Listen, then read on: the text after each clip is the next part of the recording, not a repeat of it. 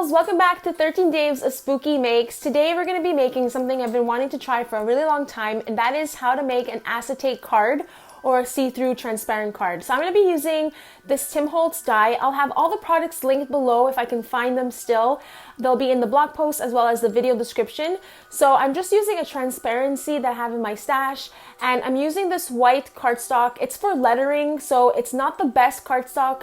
I do recommend using something stronger, and you'll see why shortly.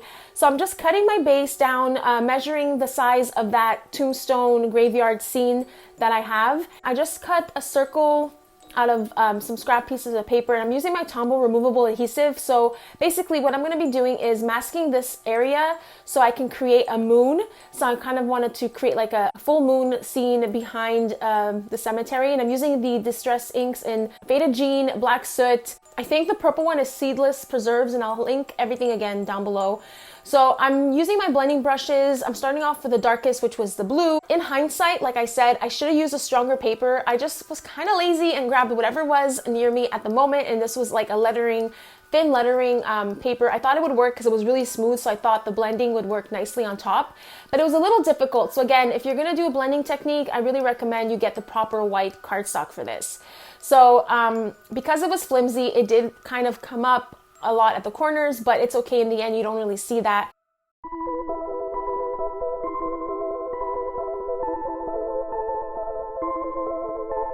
So in hindsight as well, if you're gonna do something like this, maybe created the glow of the moon a little bit bigger. I shouldn't have gone straight in with the blue so close to the masked out circle. I want to create a glow, and I kind of did that, but it's not as big as I wanted it to, so next time I would do that differently.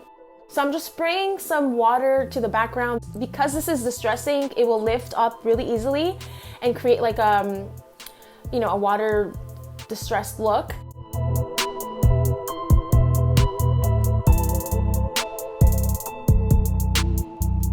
So you can use whatever white ink or paint you have in your stash. I'm also using the Heidi Swapp white one here, just to add some shimmer to the sky that I'm creating. And it looks really nice. So I love peeling it off, but you see the white is so stark, so I should have done the glow a little bit bigger, but that's okay. It still looks really nice. And I'm just using a border punch to create a nice little border on the top. So to further decorate the cemetery piece, I'm using my black graphite medium. This is from Prima. If it's still available, I will link it below. And I'm just going in with my finger and rubbing it all over the cemetery scene. And once it's dried, the gray color is gonna go away, and it's gonna be black and sparkly, and it's gonna look really, really cool. So this is what it looks like all dried up. It's really cool. I think I'm gonna try this technique again on a later time. So I'm just adhering everything down with a Tombow Mono Multi Glue, and I'm adding this scene directly onto the transparency, the acetate piece.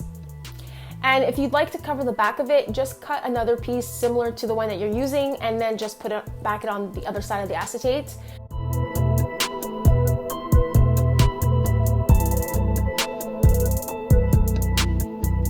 So I'm using my Stamp Boutique images. I had these pre-colored from last year, but I will link the stamps below if you're interested.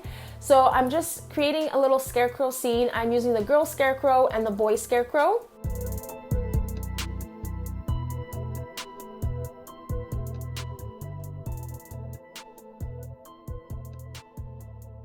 And I'm adding adhesive to the top, again using the Tombow Mono Multi. And now I'm adding the transparency down. I'm making sure to lift the scarecrow's head so I can adhere it to the top.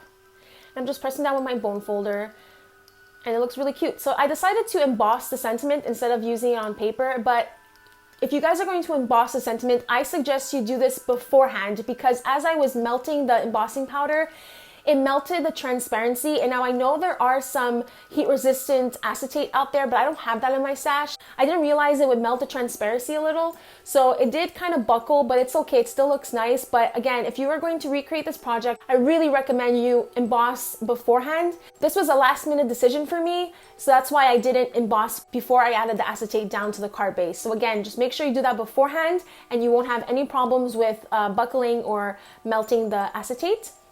So to further decorate, I'm adding a little spooky puffy sticker ghost from the Hey Pumpkin collection, and I'm adding these tiny bat die cuts. I'll link the die below if I can still find it. I'm not quite sure. I don't have the packaging anymore, but it just cuts out these tiny little bats. So I added some around the moon on the front of the card. And again, I'm adding some Stamp Boutique images. These are my favorite spooky little pumpkins, and I colored them up again last year, so it was really fun to go through my stash and have these things ready to make. So I'm just adding them down again with a Tombow adhesive, and I'm doing like a little pumpkin patch. I'm adding that little skinny one on foam, so it just raises it a little bit. You don't see me do that, but it is a little bit raised up. And then I'm going to be adding this Hey Pumpkin puffy sticker. It's another pumpkin, just to kind of add a little bit more dimension and differentiation to the pumpkin patch.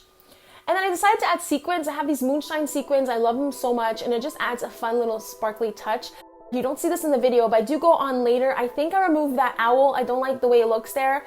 I do go back and I add some bling. So this is the finished card. I hope you guys enjoyed this tutorial. This is the perfect display card to have on your mantle because it's see-through, creates this 3D element. It's really, really cool. I hope you enjoyed this tutorial. If you give it a try, please don't forget to share it on the Facebook group and in the community post on Patreon. I would love to see your recreations. Have a great spooky day. See you later. Bye, Rebels.